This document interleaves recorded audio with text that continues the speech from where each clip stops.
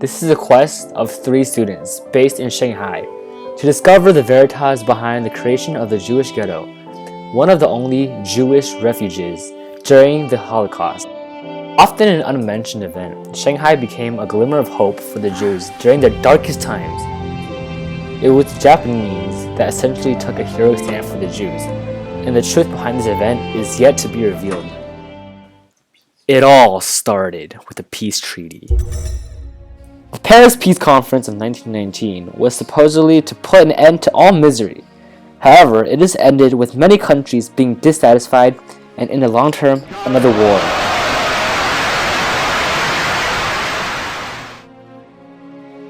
Germany was able to unite under a common hatred. Hitler was able to find a scapegoat, and in his speech to the Great German Reichstag, said, "Europe cannot achieve peace before and unless the Jewish question is cleared away."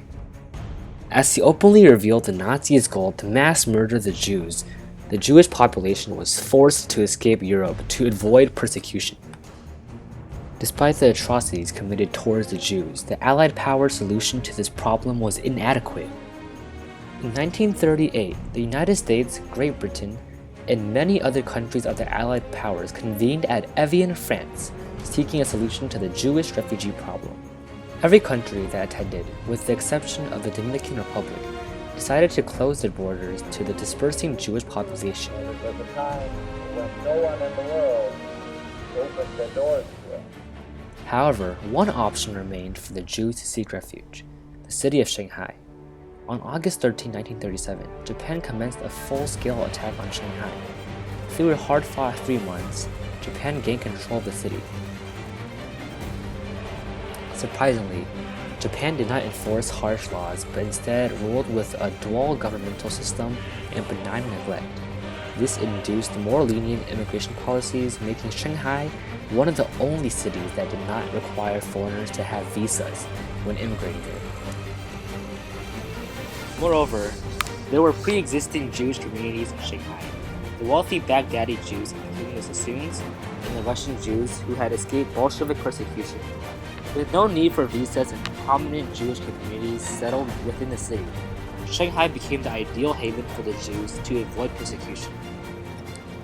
Ever since the Nazi Party took control of Germany in 1933, thousands of Jews have escaped to Shanghai in various ways. They were not allowed to bring along with them any money. Thus, most Jews arrived Shanghai hungry and penniless. In a few years, Shanghai accumulated over 23,000 Jewish refugees and became a city flourishing of Jewish life and culture.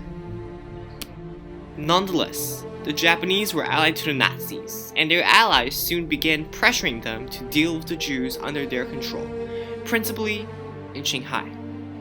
In July 1942, Joseph Maisinger, a German Gestapo colonel, arrived in Shanghai reportedly with a canister of Zyklon B gas in tow, and proposed multiple plans to exterminate the Jews in Shanghai. The Japanese were pressured by the Nazis to capture the Jews while they celebrated the Jewish New Year. However, what really happened was not the expected. The Japanese were fed up with the supremacist ideals targeted towards Jews and Asians did not execute the inhumane Maisinger plan. They boldly refused to exterminate the Jewish refugees or turn them into the Nazis. Even as the German authorities met at Wannsee to finalize the mechanisms for the Holocaust, Tokyo's policy was, as some of their diplomats said, to go easy in our policy towards the Jews. Jews would still be considered as any other group of foreigners, but the refugees that entered after 1938 were forced into a Hongqiu area, not because they were racially Jews, but because they were stateless refugees.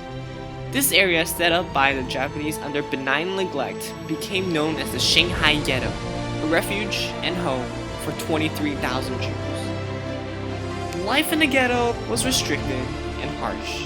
It was a crowded area, and the Jews faced the problem of language barriers, extreme poverty, rampant disease, and isolation. Despite these harsh conditions, the Jewish refugees were able to live frugally, with the aid of the local pre-existing Jewish communities and overseas Jewish organizations. The Jewish Joint Distribution Committee, for example, collected donations in the United States for Jewish refugees in Shanghai. Local Baghdadi and Russian Jewish communities also provided free kitchens to supply the refugees with sufficient foods for survival. Therefore, even in the midst of a violent war of the United States, it was the Japanese that tolerated these contributions under benign neglect to reach the Jews. Manuel Siegel, a JDC representative in Shanghai during the 1940s, said that relief funds did come through, lives were saved, and the refugees were able to survive their internment.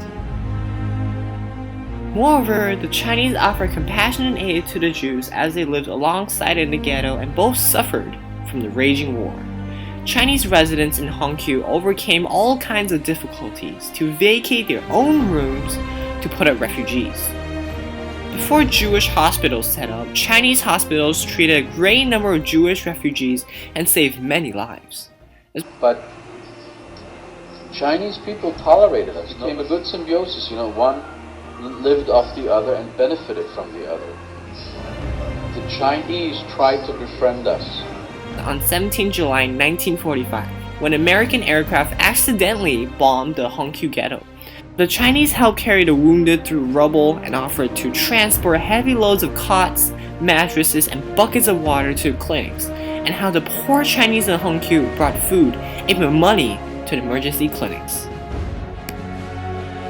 Thus, the Jews were soon able to form their own community known as Little Vienna, which took on the appearance of an Austrian city. Hundreds of businesses were established, catering mostly to refugee customers. There were groceries, pharmacies, bakeries, plumbers, locksmiths, barbers, tailors, etc.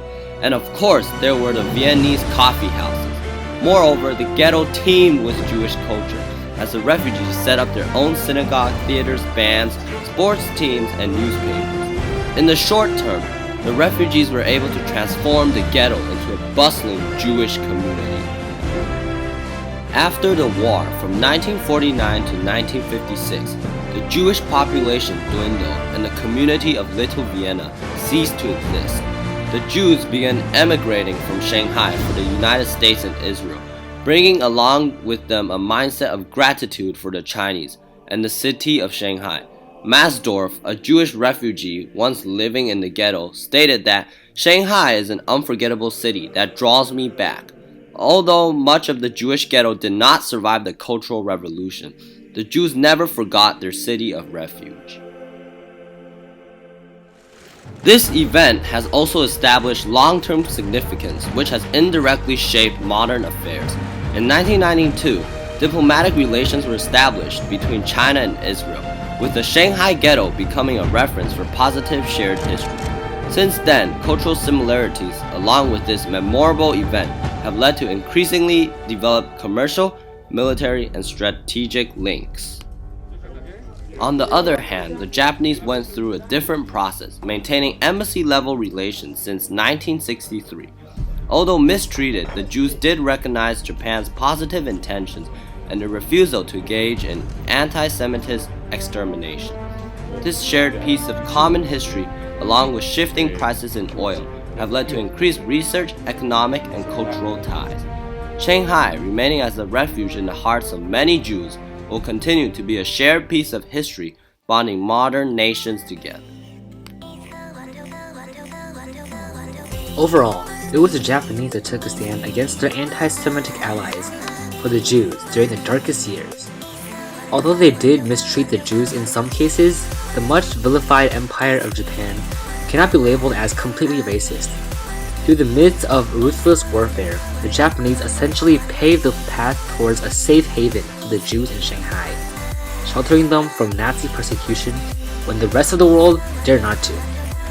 While most of the ghetto and history has been wiped out by China's revolutions, what does remain is a deep affection felt by the Jewish community towards Shanghai. The Ark of the East, created during the darkest times of war and persecution, symbolizes the essential goodness and compassion of humanity, which transcends all warfare, racism, and persecution. For all we know, the world might be undergoing a crisis similar to the Jewish refugee problem. All that awaits then. is for a hero to rise up and take a stand.